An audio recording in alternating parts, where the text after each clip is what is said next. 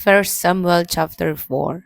Now Israel went out to battle against the Philistine and encamped beside Ebenezer, and the Philistine encamped in Apec.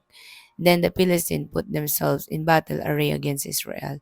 And when they joined battle, Israel was defeated by the Philistines, who killed about 4,000 men of the army in the field. And when the people had come into the camp, the elders of Israel said, "Why has the Lord defeated us today before the Philistines?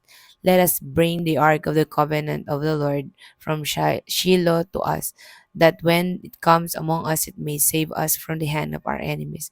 So the people sent to Shiloh that they might bring from there the ark of the covenant of the Lord of hosts, who dwells between the cherubim, and the two sons of Eli, Hophni and Phinehas, were there with the ark of the covenant of God. And when the ark of the covenant of the Lord came into the camp, all Israel shouted so loudly that the earth shook.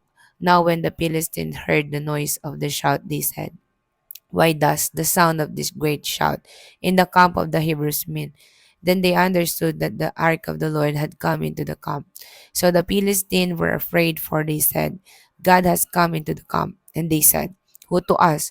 For such a thing has never happened before. Who to us?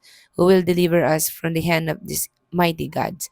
These are the gods who struck the Egyptian with all the plagues in the wilderness. Be strong and conduct yourselves like men, you Philistine, that you do not become servants of the Hebrews as they have been to you. Conduct yourselves like men and fight." So the Philistine fought, and Israel was defeated, and every man fled to his tent. There was a very great slaughter, and there fell of Israel 30,000 foot soldiers. Also the ark of God was captured, and the two sons of Eli, Hophni and Phinehas, died.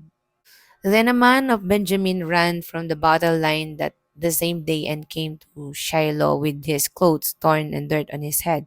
Now when he came, there was Eli sitting on a seat by the wayside, watching, for his heart trembled for the ark of God.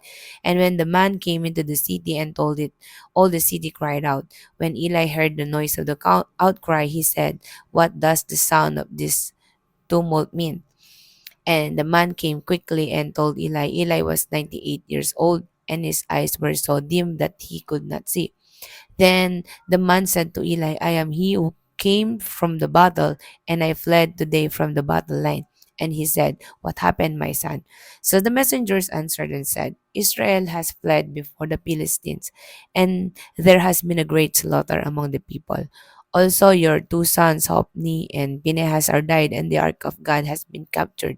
Then it happened, when he made mention of the ark of God, that Eli fell off the seat backward by the side of the gate, and his neck was broken, and he died.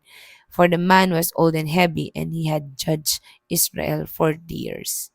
Now his daughter-in-law Pinehas' wife was with child due to be delivered, and when she heard the news that the ark of God was captured, and that her father-in-law and her husband were dead, she bowed herself and gave birth, for her labor pains come upon her.